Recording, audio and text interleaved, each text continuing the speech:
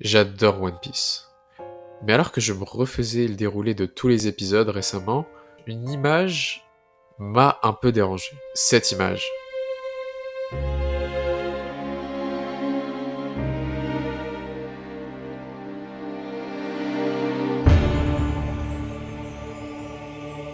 Barbe Blanche a sacrifié la moitié de son équipage pour sauver Ace. Où sont leurs tombes? Est-ce que ces épées vaguement visibles en arrière-plan sont supposées être des stèles? Et comment expliquer qu'Ace soit placé en avant-plan? Pourquoi lui a une tombe ciselée à son nom? C'est une image forte, mais c'est une image qui me rappelle une réalité assez frustrante de ce genre d'histoire. Les grandes histoires ne se soucient que des grands hommes. Quelle a donc été ma surprise quand la Toei a annoncé la sortie d'un épisode spécial qui ne serait pas centré autour de l'équipage du chapeau de paille, mais de citoyens ordinaires du monde de One Piece. Cet épisode est peut-être un des meilleurs cadeaux que la Toei ne nous ait jamais fait, et un des meilleurs épisodes de tout One Piece. Et aujourd'hui, on va essayer d'agir un peu comme des scénaristes, et on va disséquer l'œuvre pour en retracer certaines étapes de création. On va se concentrer que sur un seul élément, la structure narrative. Et pour m'aider dans cette analyse, je vais me munir du petit livre Story, écrit par le gourou ultime de la scénarisation, Robert McKee. Alors déjà, un aspect intéressant de l'histoire, c'est que c'est inspiré du One Piece novel Les Aventures du Chapeau de Paille, une suite d'histoires courtes impliquant séparément chacun des membres de l'équipage du Chapeau de Paille, et son influence sur des personnes ordinaires. Donc on a les mêmes histoires que ce qu'on retrouve dans l'épisode, des soulards qui débattent du meilleur sabreur, deux frères marines qui se battent à Marineford, une fan de Nami qui rêve de la voir, et le défi, ici, c'était de relier toutes ces mini-histoires entre elles en un seul épisode. Et la clé qu'a trouvé le réalisateur, c'est de choisir parmi tous ces personnages un protagoniste et de centrer toutes les histoires autour d'elle. Et on a une très bonne protagoniste. Et c'est pas évident, hein, parce que pour qu'un protagoniste fonctionne, il est nécessaire qu'il coche plusieurs cases. Premièrement, il doit avoir de la volonté, il doit avoir une identité, quelque chose qu'il souhaite être, qui le motive dans la vie. Deuxièmement, il doit avoir un désir qui découle naturellement de cette volonté. Troisièmement, il doit aller jusqu'au bout de ce qui est possible pour accomplir cet objectif. Quatrièmement, il doit inspirer l'empathie. Pas nécessairement que le personnage soit sympathique, mais on doit pouvoir s'y reconnaître, on doit le trouver touchant. Donc quelle est la volonté du personnage ici? Donc être libre de vivre sa vie dans un monde dangereux. Quel est son désir? Donner une lettre de fan à Nami, puisqu'elle représente ce qu'est sa volonté. Bon, maintenant qu'on en sait plus sur le protagoniste, comment est-ce qu'elle évolue dans l'histoire? Bon, déjà une histoire, ça peut se résumer en une phrase. C'est un personnage qui veut accomplir quelque chose, s'attend à une réaction positive, mais se retrouve face à un mur. Ce qu'on appelle le fossé narratif. La différence entre l'attente et le résultat. Ce fossé va prendre la forme de 3 types de conflits. Le conflit extra-personnel, donc une foule qui bloque le passage, ou une bataille, ou la société de manière générale. Un conflit personnel, des relations avec d'autres personnages. Et un conflit interne, le profond problème émotionnel de la personne. Et cet obstacle doit pousser à un effort plus important. Et à chaque nouvel effort, le personnage prend un risque plus grand. Et tout ça nous amène petit à petit au risque final dans lequel nos personnages nous révèlent qui il est. Donc faisons un déroulé des fossés narratifs de l'histoire pour comprendre comment est-ce que le personnage évolue. Donc l'introduction nous présente le personnage, nous présente sa volonté et son désir. Elle veut donner une lettre à Nami. Le personnage fait une action, mais un fossé arrive juste en face d'elle sous la forme de sa mère, conflit personnel, qui veut l'empêcher d'y aller. Qu'est-ce qu'elle fait? Action minimale, elle fuit. Réussite. Le fait qu'elle fuit est important, c'est un élément qui reviendra dans la suite de l'histoire. Donc une fois qu'elle a fui, elle retombe face à un nouvel obstacle, la foule inattendue qui marche au milieu de la rue. Qu'est-ce qu'elle fait? Elle retente le même effort que précédemment, c'est-à-dire la fuite. Sauf qu'on est dans une histoire. 2 efforts successifs, ça marche pas. Et elle se retrouve coincée.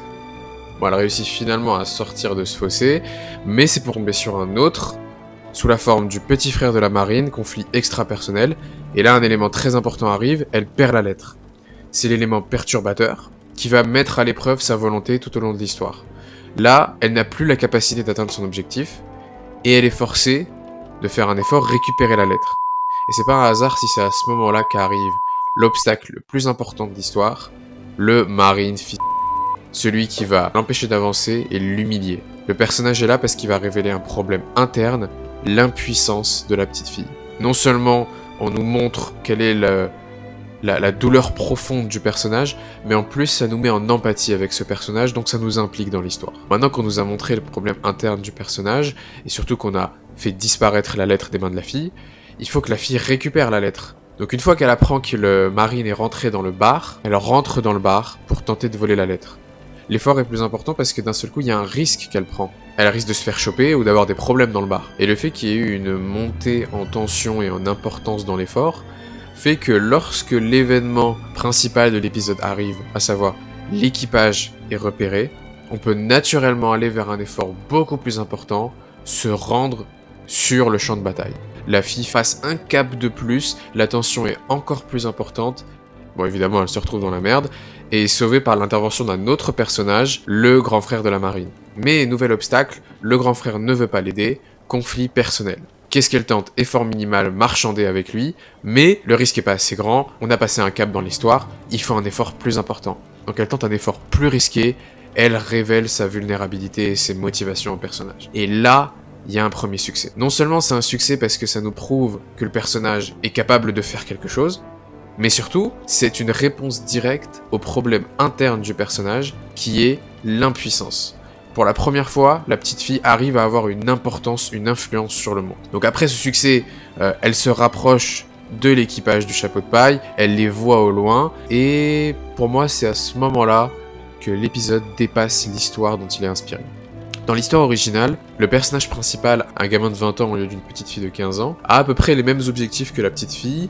Il est très anxieux au début, et il est fan de Nami, donc il décide de la voir. Et après des péripéties similaires, il arrive à la même situation que dans l'épisode, il est devant le navire et il les voit partir au loin. Et il voit Nami. Et c'est comme ça que finit l'histoire. Il est changé par la rencontre et ça se finit. C'est pas suffisant.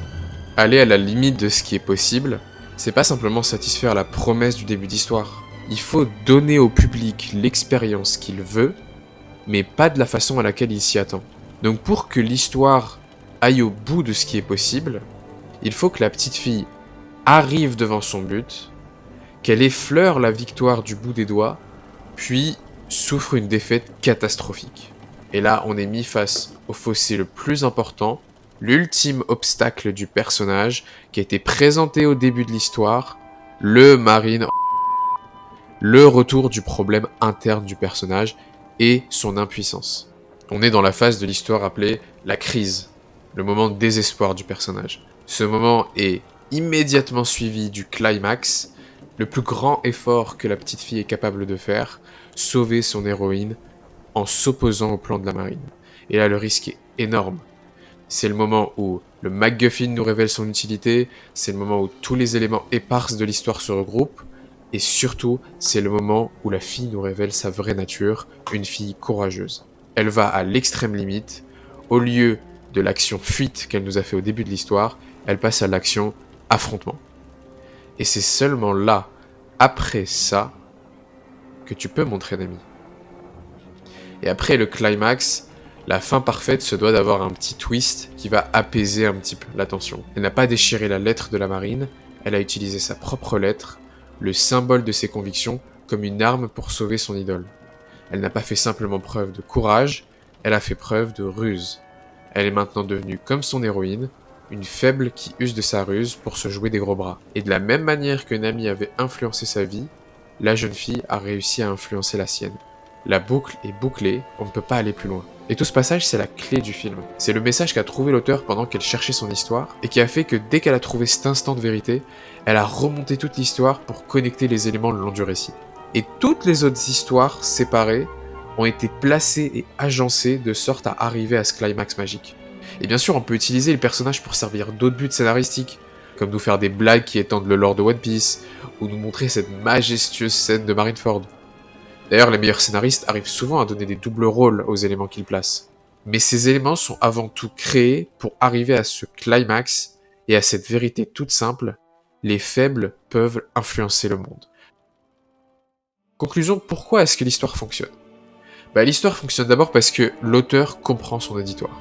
Elle sait que les fans de One Piece ont eu le temps de grandir avec les milliers de chapitres de l'œuvre et qui sont aujourd'hui ouverts à une nouvelle perspective. Mais surtout, l'auteur sait ce qui fait le fondement d'une histoire. Elle comprend que One Piece toujours été l'exemple même de ce qu'est une histoire, une suite d'éléments connectés les uns aux autres, un puzzle où chaque pièce a son importance et qui va nous révéler dans un climax éclatant les convictions de son créateur. Comme le dit Robert McKee, tu de la scénarisation. Une histoire, c'est la preuve vivante d'une idée et sa transformation en action. L'auteur ne peut pas nous raconter son histoire, il doit la prouver. L'idée directrice, c'est dans un monde de puissants, les faibles peuvent avoir leurs aventures. Et c'est ce que l'histoire prouve. On a une petite fille qui veut voir son idole, un mari complexé, une libraire qui veut voir un concert, des soulards dans un bar. Et c'est cool, c'est divertissant. Chacun des moments passés avec eux nous donne envie d'en voir plus. L'auteur a prouvé son point, elle a raconté une histoire.